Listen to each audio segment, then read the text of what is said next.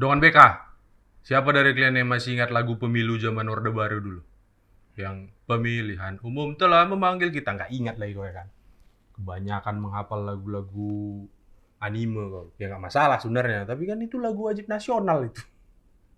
Sayang aja nggak dimasukkan itu tiap hari Senin upacara bendera disuruh nyanyi lagu pemilu kok sama disuruh nyanyi lagu wajib belajar 9 tahun zaman dulu. Tapi kita akan bicarakan itu lain kali. Kali ini aku mau bahas tentang Pilpres. Ya wajar lah ya. Kita harus ikuti keretanya. Kalau nggak ikut nanti ketinggalan. Orang lain udah bahas, kita belum. Nanti pas mau kita bahas, orang lain udah pemilihan pilkada. Tapi sadar nggak kau? Nanti Februari itu pemilihannya cuma pemilihan caleg sama pemilihan pilpres. Kok pemilihan pilpres? Pemilihan presiden. Pemilihan kepala daerahnya belum. Pemilihan kepala daerahnya tahu April atau mungkin malah ke akhir-akhir tahun. Tapi itu nantilah kita bahas lagi ya. Jadi ngomong-ngomong masalah pilpres, ada orang yang bilang kalau pilpres tahun ini tuh lebih menarik daripada tahun sebelumnya. Kenapa? Iyalah bang, lebih menarik. Kan ada 3 capres. Kalau tahun 2019 cuma 2 capresnya. Justru kalau kau tanya sama aku ya dengan BK, aku sebenarnya lebih suka 2 calonnya. Kenapa bang? 3 kan lebih bagus. Lebih banyak pilihan. Bukan masalah pilihan. Kau kalau misalnya di rumah kau 3 bersaudara, yang tengah-tengah itu gimana? Ya aku nggak bilang nomor 1, nomor 2, nomor 3 ya, tapi pasti ada hubungan kakak beradik itu kalau 3 kau bersaudara di rumah. Ada yang condong ke kanan, condong ke kiri, jadi 1 lawan 2, 2 lawan 1, kayak gitu-gitu. Tapi kalau cuma 2 calonnya, ya udah 1 lawan 1 aja, head to head aja ya kan. Siapa yang lebih jago, itu yang naik. Kalau 3 cuman. Terus kalau 3 calonnya, itu modal negara ini untuk membiayai pemilihannya itu pun jadi lebih besar, Wak. Enggak lah Bang begini, enggak kau bilang cemana 1 kali pemilihan aja modalnya sampai miliaran, triliunan malah. Uang negara loh ya untuk mempersiapkan segala macam kayak KPU-nya, tempat pencoblosannya, kotak suaranya, alat kampanyenya, itu aja pun udah capek. 1 putaran ya, gimana kalau 2 putaran? Iya bang, tapi kan nanti ini pasti 1 putaran, sok tahu kau. Yakin rupanya kau cuman pilihan kau itu yang bakal menang? Belum tentu kan? Terus yakin kau nanti rupanya pilihan yang kau pilih itu bisa lebih dari 50% suaranya atau 50% plus 1 suaranya bisa dia menang 1 kali putaran? Nah, belum tentu. Banyak hal-hal yang nggak terduga di pilpres ini. Makanya aku bilang lebih baik sebenarnya 2. Tapi itu nantilah. Kayak Amerika. Amerika itu calonnya cuma ada 2. Ya mungkin ada calon-calon dari yang bukan republik atau yang bukan demokrat kayak gitu-gitu kan, calon-calon independen mungkin, tapi yang selalu kedengaran itu pasti 2, yang paling besar pengaruhnya itu pasti 2, dan milihnya pun mereka gampang, sekali putaran aja selesai, beres. Nah itu makanya aku bilang kalau kau tanya sama aku lebih suka 2 calonnya daripada 3. Tapi dengan 3 calon sekarang kita masyarakat lebih dimanjakan lagi. Dimanjakan kenapa? Aku bilang kan. Karena kita bisa tahu cara berpikir mereka berenam, karena 3 pasang ya kan. Cara berpikir mereka berenam itu gimana? Saling dibanding-bandingkan. Dan yang lucunya, kadang 1 sama 2, 2 sama 3, 1 sama 3 ini mirip-miripnya. Mirip-miripnya isi kepalanya, tapi cara menyampaikannya itu dibikin sedemikian rupa sampai akhirnya 1 seolah lebih enak didengarkan daripada 2, 2 seolah lebih mudah dicerna daripada 3, 3 seolah lebih relevan daripada 1, ya kayak gitu-gitu.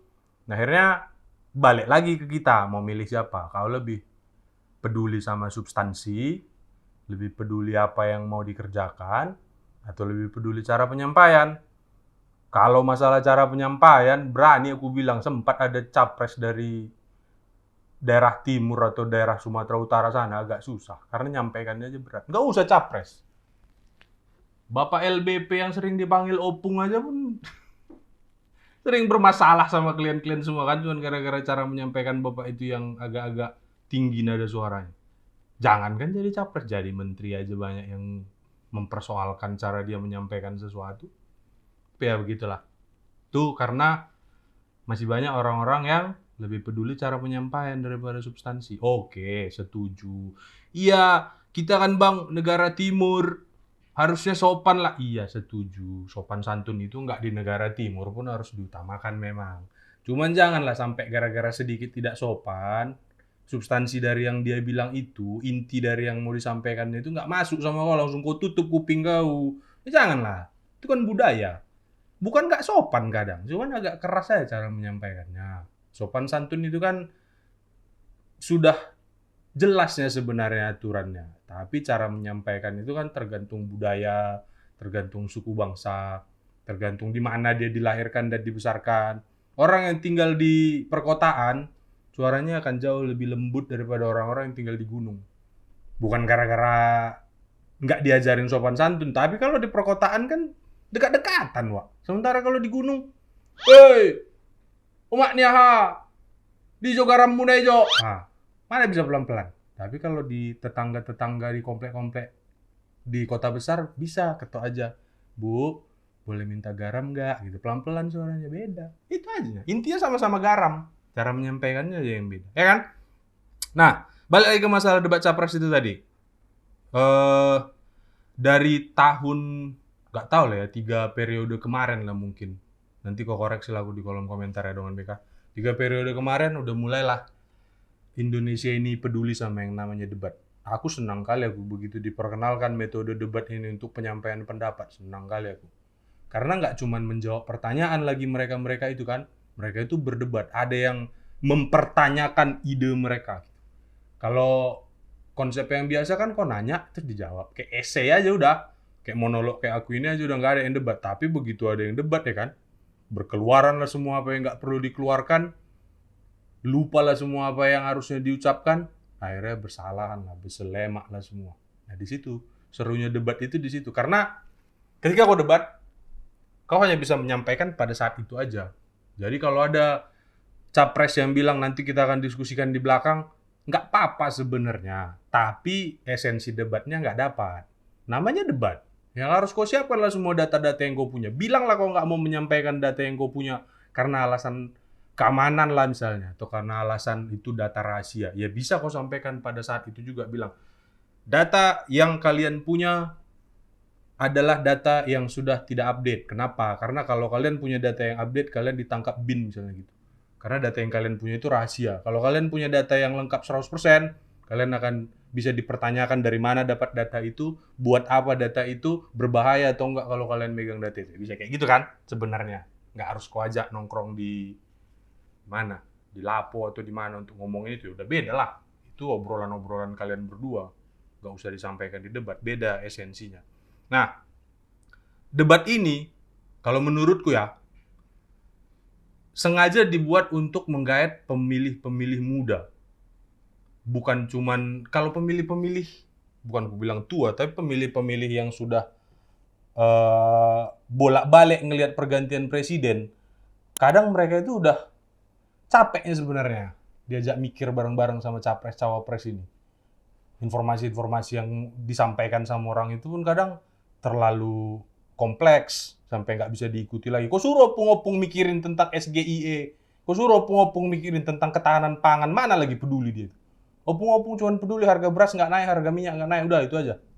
Nah, debat-debat ini ditujukan untuk pemilih-pemilih muda, generasi-generasi muda kayak kau, kayak aku, yang masih peduli sama cara berpikir capres-capres ini, karena kita mau tahu orang-orang ini punya ide nggak untuk memperbaiki apa yang salah di Indonesia, membesarkan apa yang harus dibesarkan dari Indonesia, meningkatkan apa yang harus ditingkatkan dari Indonesia. Hal-hal kayak gitu bisa dikeluarkan waktu debat.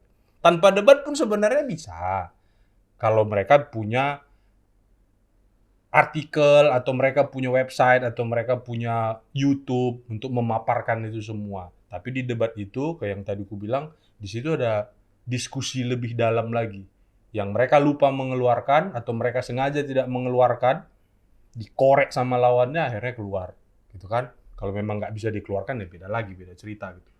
Terus, tentang debat capres dan cawapres, orang Indonesia kan paling suka ngelihat hal-hal yang unik, hal-hal gimmick gitu kan. Contohnya kayak Capres 1. Capres 1 itu pakai salam-salam anime yang kayak gini-gini. apa namanya? Sasageo. Nah, apa itu Sasageo? Sasageo itu sebenarnya dari film anime. Aku mau bilang kartun tadi, tapi takut aku digas pula sama orang-orang yang suka anime kan. Dari itu dari anime yang sebenarnya artinya itu cinta tanah air. Mantap kan? Aku yang suka anime tapi terbatas cuman mulai kayak Dragon Ball, One Piece gitu-gitu, akhirnya aku tahu kalau ada anime namanya Attack of the Titans. Terus dia ada Salam Sasageo itu tadi artinya kecintaan sama tanah air. Nah, kalau kau yang memang tidak suka anime mungkin bingung ya kan, apanya Bapak satu ini pakai gerakan-gerakan tangan, apanya? Kalau Garuda di dada aku kan kayak gini.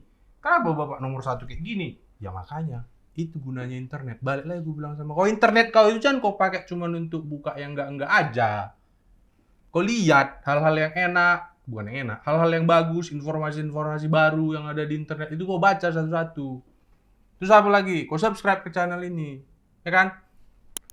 Biar besok-besok ada informasi yang lebih menarik lagi bisa kau lihat. Kau kasih tahu sama keluarga kau ada channel namanya Batak Keren, ada program namanya Sudut Batak Keren, ada muka abang satu ini ganteng-ganteng di sini jadi hostnya. Biar dilihat sama keluarga kau, ya kan? Balik lagi ke masalah gimmick-gimmick tadi. Itu paslon nomor 1, Bapak Anies Baswedan. Paslon nomor 2, gimmicknya apa? Gimmick Bapak ini lebih Gen Z lagi gue lihat. Apa? Bikin poster pakai AI, ya kan? Terus joget-joget gemoy atau gemoy, suka kau lah. Gemoy bisa, gemoy bisa, joget kayak gitu. Dia mau membuat orang-orang muda yang nanti mau memilih dia itu lebih, apa bahasa Indonesianya? Lebih ada keterkaitan, relatable lah istilahnya kalau bahasa Korea Barat. Korea Barat kayak gitu lah kira-kira. Berhasil atau enggak? Berhasil atau tidak? Ya, tergantung cara kau melihatnya. Kalau kau memang pada dasarnya sudah suka, ya pasti menurut kau akan berhasil. Tapi kalau pada dasarnya kau udah anti, yang ku bilang jangan anti-anti kali lah, harus terbuka pikiranmu itu supaya kau bisa menerima hal baru. Ada dua gendangnya.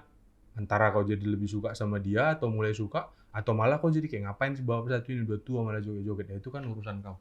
Aku nggak mau mengarahkan isi kepala kau ke hal-hal yang terlalu frontal kayak model-model gitulah. Aku biarkanlah kau untuk berpikir sendiri mau kemana kau bawa isi kepala kau itu. Yang penting udah aku kasih tahu bahwa itu tujuannya adalah untuk menarik para pemilih-pemilih muda. Terus paslon nomor 3 gimana bang? Apa gimmicknya dia? Oh, gimmick bapak satu itu lebih mantap lagi. Pakai baju jaket Top Gun dia, Wak. Tahu kok Top Gun? Top Gun itu yang film apa itu namanya? Pesawat-pesawat itu loh yang Tom Cruise itu. Dia pakai jaket ala-ala Top Gun kayak gitu kan. Terus dia pakai baju kayak presiden kita biasanya waktu 17 Agustus, pakai baju adat. Tapi pas hari ibu, mereka paslon nomor 3 tiba-tiba dari yang tadi pakai baju adat, Pak Mahfud yang tadi yang pakai baju adat Madura tiba-tiba jadi pakai baju warna pink. Orang pasti nanya, ngapain Bapak satu yang tiba-tiba pakai baju pink ya kan? Dicarinya lah, oh ternyata karena hari ibu gitu. Jadi banyak hal baru sebenarnya yang bisa kita dapat dari debat ini. Bukan cuman substansi isi kepala mereka, apa yang mau mereka lakukan kalau jadi presiden, tapi dari gimmick-gimmick badan mereka juga kelihatan bahwa mereka itu ada usaha lah untuk menggait orang-orang, apalagi anak-anak yang selama ini antipati sama yang namanya politik. Ah, politik itu begini begitu. Akhirnya mereka melihat, oh politik ini ternyata bisa menyenangkan, kan? Tapi sayangnya udah bagus dibikin acara debat, ya kan? Udah bagus tim kreatif dari masing-masing capres itu untuk memikirkan gimana caranya supaya kalian suka sama cara mereka, gimana kalian suka supaya kalian suka sama cara berpakaiannya mereka atau gimmick-gimmick lucunya mereka. Masih ada lagi masalah-masalah yang ditimbulkan mulut-mulut agak kurang beres kayak kau yang minta dicabein. Apa bang? Kenapa kau bilang nggak beres? Ya, kejadian masalah Prabowo yang tiba-tiba ngomong omon-omon itu aja dibahas coba. Kenapa sih? Ya kan namanya keselip lidah. Kau macam tak pernah salah ngomong kau. Itu kan paslon nomor 2, dia ngomong omon-omon, siapa tahu dia aslinya mau ngomong omong-omong. Ya kan salah ngomong aja, namanya di situ stresnya udah tinggi, lingkungannya juga membutuhkan fokus yang lebih. Ditambah lagi bapak itu mungkin udah capek karena masih jadi menteri. Banyak hal sebenarnya yang jadi bahan pertimbangan dia. Salah ngomong sedikit, ya sudah lah gitu. So ada yang membela, iya bang, tapi udah bolak-balik itu terjadi. Udah bolak-balik bapak itu ngomong salah kayak gitu. Ya selip lidah lah namanya. Janganlah langsung kau menghakimi apa. Tiba-tiba ada orang ngomong, itu bukan keselip lidah itu bang. Pasti itu gara-gara udah mau gejala stroke. Kau kok mendoakan orang yang enggak sih kawan? Cuman kalau dulu misalnya salah ngomong lah, kau tiba-tiba ada kawan kau yang bilang, kau mau stroke kan, mau mati kan, ya janganlah kayak gitu. Kau lihat dari sudut positifnya aja, mungkin dia salah ngomong pun nggaknya parah-parah kali, nggaknya dia tiba-tiba jadi ngelantur ngomongnya, cuman hilang G aja dari omong-omong jadi omon-omon, itu pun kau permasalahkan. Dompet kau lah lihat ada isinya atau enggak, kalau nggak ada isinya kerja kau. Ini orang lain nih kau sibukkan tahap apa, capek kali kau mikirin orang stroke segala macam. Kasihan orang-orang yang kau komentari dengan mulut kau yang minta dicabein itu tadi. Bukan cuma itu, ada lagi yang mempermasalahkan mikrofon. Kau lihat paslon lain juga 3 mic-nya. Gimana? Mata kau itu yang kau pakai ya. Pelan-pelan aja melihat sesuatu itu, jangan terlalu pakai kacamata kuda, ngerti kok kacamata kuda? Karena kau nggak suka sama satu orang, udah fokus kau sama dia, cari kesalahannya aja terus-terusan. Kalau kau suka sama satu orang, kebaikannya terus yang kau bahas. Ada kesalahannya pun tak ada kau lihat. Tiga-tiganya yang mereka pakai 3 mic. Yang namanya backup. Mic yang di sini itu, terus mic yang dipegang, terus mic yang di baju. Itu kan backup. Sama kayak kami sekarang. Kami bikin program kayak gini aja, mic kami ada 3. Yang nempel di badanku nggak kau lihat, yang di depanku ada, yang di samping sana ada. Itu kan bukan untuk ada yang membisiki, di kupingku tak ada apa-apa. Sama kayak Gibran waktu itu, di kuping dia tidak ada apa-apa. Ya mungkin menurut pakar telematika yang sering mengomentari gambar-gambar bokep itu, adalah dilihat di kupingnya. Nggak ada. Pelan-pelan kau lihat. Udah kau balikkan panci tuh. Panci yang dari kementerian itu balikkan. Antena kau banyak kali di rumah kau nggak ada kau balikkan. Itu harusnya kau pikirkan. Aku nggak sebut nama tapi tahu lah kau siapa orang itu kan. Kayak gitu, jangan terlalu benci kali sama orang sampai akhirnya sesuatu yang tidak perlu dikomentari pun akhirnya jadi gue komentarin. Debat itu pun bukan cuman masalah gimmick dan masalah serang menyerang, masalah mic yang bikin jadi kurang menyenangkan. Ada lagi pembahasan tentang capres nomor 2 mengeluarkan singkatan-singkatan yang tidak lazim atau tidak populer. Maksud aku kayak gini loh kawan, itu debat ya. Aku bukan mau membela paslon nomor 2, bajuku pun kau lihat warna hitam. Tak ada aku membela paslon 1, paslon 2, paslon 3. Itu debat. Esensi dari debat, sebelum kau maju ke debat itu, informasi yang ada di kepala kau harus banyak kali. Kenapa? Karena biarpun debat itu ada materi, orang yang kau hadapi itu mungkin dia punya materi lain yang mau ditanyakan sama kau. Orang yang kau hadapi itu mungkin dia punya cara untuk bikin kau bingung-bingung.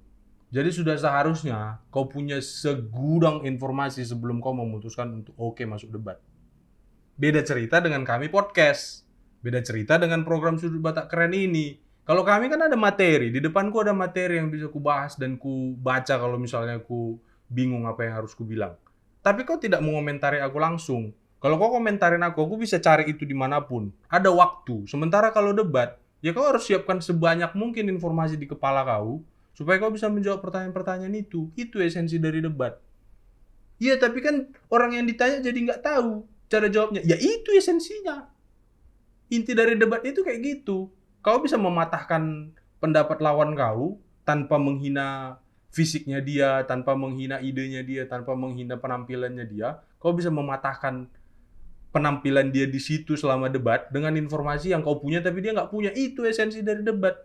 Jadi jangan kau salahkan kalau dia pakai singkatan-singkatan dan lain-lain. Ya mungkin adalah hal yang harus diperbaiki. Kalau dia ngasih singkatan ya harusnya dikasih tahu lah kepanjangannya apa. Tapi kan kau bilang tadi begini, KKN. Kau bilang KKN, di kepala kau apa yang muncul? Korupsi, kolusi, nepotisme. Kalau kau bilang kuliah kerja nyata mau bilang apa kau? Sama-sama KKN kan? Tapi kan disitulah letak dari menjelaskan apa sebenarnya kepanjangan dari singkatan yang kau pakai. Jadi kita ngerti, kita ngobrol tentang pembahasan yang sama. Paling itu aja yang harus diperbaiki. Bukan pula tiba-tiba ada capres yang bilang ke KPU, tidak boleh pakai singkatan-singkatan. Boleh pakai singkatan. Tapi dikasih tahu singkatan yang kau maksudkan itu kepanjangannya apa, biar kita mikir bareng-bareng, ya kan? Masalah karbon-karbon apalah segala macam. Misalnya CC, kalau di email CC itu karbon kopi. Tapi kalau masalah cairan beda lagi pengertiannya. Dan ngomong-ngomong masalah cairan, ini ada tempat cairan menarik di sini, Pak. Nah, ada tumbler hitam cantik ya kan, ada emas-emasnya. Kau belilah. Kalau kau nggak mau tumbler, berat tumbler, udah banyak kali tumblerku. Ini ada muk, ada cangkir, ada sablonnya kiri kanan kan, yang bisa kau pakai untuk minum, kau taruh di meja kerja kau. Ini tahan panas nih, tahan dingin juga, tahan semua lah. Tapi jangan jangan kau banting, ini nggak tahan banting. Cukup punggung kau aja yang tahan banting demi keluarga kau ya kan. Balik lagi, aku kalau udah dibiarkan ngelantur kayak gini memang banyak kali pembahasan yang mau dikeluarkan. Jadi rarat, tau kok rarat? Rarat itu, itulah namanya melebar kemana-mana kayak yang waktu debat kemarin itu. Ada lagi yang bikin aku agak malas sebenarnya jadi nonton debat ini. Apa? Tentang penonton-penonton yang ada di ruangan situ. Supporter-supporter yang ada di ruangan situ. Maksudku orang-orang yang di situ kan sebenarnya udah dipilih kan. Udah dipilih sama KPU lah mungkin, atau dipilih sama masing-masing tim pemenangan untuk datang dan mendukung capresnya. Udah dikasih taunya. Jangan mengganggu jalannya debat. Jangan terlalu berisik, jangan mengeluarkan suara-suara atau membuat gerakan-gerakan yang mengganggu. Tiba-tiba adalah di belakang itu capres lagi ngomong, cawapres lagi ngomong, heboh gini-gini. Belum selesai ngomong udah disorakin. Baru selesai ngomong belum disuruh tepuk tangan, udah mulai tepuk tangan. Gatal kali muncung kau sama tangan kau untuk melakukan sesuatu yang tidak disuruh. Ibarat kayak anak kecil, kau jangan dipegang ya dek, dibilang dipegang. Panas. Jangan dipegang ya dek, dipegang korslet, kau pegang colokan. Kayak gitu-gitu. Tiba-tiba muncul lagi pemberitaan.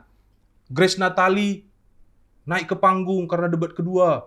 Ada apa? Ada apa? Ya gara-gara itu tadi. Kalau kau baca berita, alasan Grace Natali naik ke panggung ya gara-gara itu tadi. Dia ngelihat supporter-supporter itu kayak mengacung-acungkan tangan, bikin gerakan-gerakan aneh, ngomong-ngomong aneh-aneh untuk menjatuhkan paslon-paslon. Akhirnya dia naik, ngomong dia ke moderator. Mod, ter apanya? Moderator, pokoknya itulah. Mod, kau lihat dulu di belakang itu supporter-supporter itu udah mulai agak nggak nyaman kayaknya tingkah laku mereka itu, kau bereskan dulu ya. Itunya alasan dia naik ke panggung. Tapi dipelintir sama orang-orang. Suka kali gue memelintir-melintir, cocok kok jadi tukang jualan untir-untir. Dipelintir, dibilang ngapain Grace Natali naik? Mau ngasih contekan ke paslon nomor 2? Enggak, kenapa paslon nomor 2 selalu kalian serang? Kasian kali loh. Aku bukan bilang jangan diserang ya, serang nomor 1, nomor 3 juga lah sekali-sekali. Biar imbang. Ini kayak bukan cuma 2 lawan 1 lagi, tapi ratusan juta melawan satu orang. Kan kasihan. Abang satu itu pun mungkin tadinya dia nggak mau ya jadi calon, tapi pas. Itulah. Dia tuh naik ke atas panggung cuma bilang jangan rusuh kali jadi supporter, jangan rusuh kali jadi sponsor. Pertandingan sepak bola pun kayak gitunya. Kadang kalau supporter itu udah terlalu ribut, mau ya datang manajer satu tim ke wasit ngomong, itu pendukungnya sana udah ribut kali, udah pakai flare segala macam, pakai laser, janganlah. Kau larang lah itu yang sebenarnya tujuannya. Jadi bukan membisik-bisiki. Kau heboh kali masalah membisik-bisik.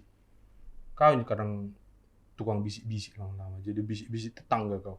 Terus terakhir yang menurutku jadi agak mencederai, tinggi kali bahasaku, yang agak mencederai debat ini, paslon ada yang jadi saling menjatuhkan personal. Mana ada jatuhkan personal bang, mereka kan ngomongin substansi. Buktinya waktu debat terakhir itu paslon nomor 1 sama nomor 2 nggak salaman. Kenapa? Nggak muhrim, sama-sama laki-lakinya. Kenapa nggak salaman? Dan hanya di debat itu mereka nggak salaman. Debat pertama mereka salaman. Kenapa? Ya karena udah saling serang personal. Maksudku janganlah. Toh 2 dari 3 paslon di situ masih menjabat, ya kan? Ya harusnya janganlah dikomentari apa hasil kerja dia sekarang dibandingkan dengan hasil kerja dia akan datang, itu sesuatu yang berbeda. Sekarang dia itu memfokuskan diri di hal yang A, B, C. Nanti setelah dia jadi presiden misalnya terpilih, dia akan fokus sama banyak hal. Ya kan beda. Sekarang mungkin dia akan punya pemikiran yang berbeda dengan apa yang harus dia lakukan nanti setelah jadi presiden. Janganlah menyerang-nyerang personal. Jangan bilang pertanyaan saya mudah kok. Nah, ini kali ini aku fokus sama pernyataan paslon cawapres nomor 2 ya, yang bilang, ini pertanyaan saya mudah kok, tolong dijawab, jangan mutar-mutar kemana-mana. Ya gara-gara kau yang nggak ngasih tahu konteks pertanyaan kau kemana, itu yang pertama. Terus tentang Anies sama Prabowo tadi yang tidak salaman, karena udah bolak-balik ditekan. Kalau kau nonton di debat itu, nomor 3 ke nomor 2 masih bisa dia ngasih nilai 5 dari 10. Nomor 1 ke nomor 2 ngasih nilai 11 dari 100, Wak. Itu kayak mengingatkan aku sama zaman aku kuliah dulu. Udah senang aku ngeliat nilai aku 8. Tiba-tiba aku lihat lah kawanku nangis karena nilainya 20. Kayak mana lagi? Berarti kan aku 8 dari 100. Dia 20 dari 100. Kan lebih sakit lagi hatiku kayak gitu kan. Nah, kayak gitu-gitu lah, janganlah diulang-ulang lagi. Debat itu kan esensinya adalah ngasih tahu sama orang isi kepalamu itu kayak gimana. Cita-citamu itu seperti apa. Langkah nyata yang bisa kau tunjukkan itu seperti apa untuk membantu Indonesia Raya dan orang-orangnya. Ya fokuslah di situ. Nggak usah difokuskan kali sama dosa-dosa masa lalu. Dan ngomong-ngomong masalah membantu, iklan masih kosong, Wak. Tolonglah ya, agak dibantulah dulu BK-nya. Masukkan iklan kau tipis-tipis, usaha-usaha kau atau apa yang kau masukkan di situ. Tinggal kau hubungin aja nanti editor kami, nanti dimasukkannya ke sini. Yang penting bagus dananya, ya kan? Dan ngomong-ngomong masalah dana, kok balik aja Bang, tadi kau bilang terakhir, kok macam tak pernah aja. Pinjam pun dan terakhir gue bilang selesai. Ini paling terakhir lah, masalah dana. Dana Pilpres itu, tadi udah aku bilang di awal, besar kali. Jadi tolonglah, dana yang udah besar kali itu dipakai betul-betul untuk kepentingan orang banyak. Janganlah lagi dibikin yang aneh-aneh. Janganlah lagi dibikin untuk politik uang dan lain-lain segala macam. Itu mencederai politik, mencederai demokrasi, mencederai perasaan semua rakyat Indonesia. Kok kayak cuman bayar 500.000, bayar 1 juta, orang milih kau terus nanti habis itu kau lupa sama orang. Janganlah. Kita ngomongin masalah uang ini sensitif. Aku nggak mau terlalu panjang ngomongin masalah uang. Tapi kalau kau bilang, Bang, bahaslah tentang dana kampanye itu, dana politik. Oh siap! Itu nanti tinggal urusan kreatif kami yang mikirin gimana cara penyampaian. Nanti kita bahas di video berikutnya. Saranku sama kau, bukan saran. Perintah, perintah, siapa rupanya aku. Ajakanku sama kau dengan BK, nanti tanggal 14 Februari, jangan ada yang golput.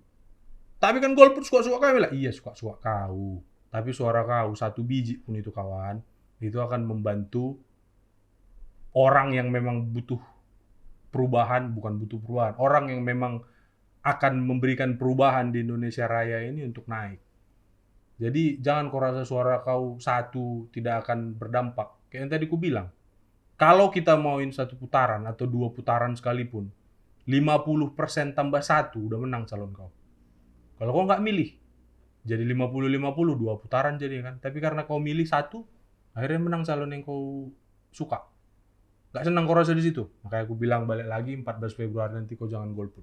Kau pakai hak pilih kau ingat apa kata tukang parkir. Segitu dulu lah untuk video kali ini. Terima kasih sudah menonton dari awal sampai akhir. Jangan lupa kau like, subscribe, kau nyalakan loncengnya untuk channel Batak Keren ini supaya kau juga bisa membantu kami untuk bikin channel yang lebih baik. Terima kasih sudah menonton. Sampai jumpa di video berikutnya. Batak Keren.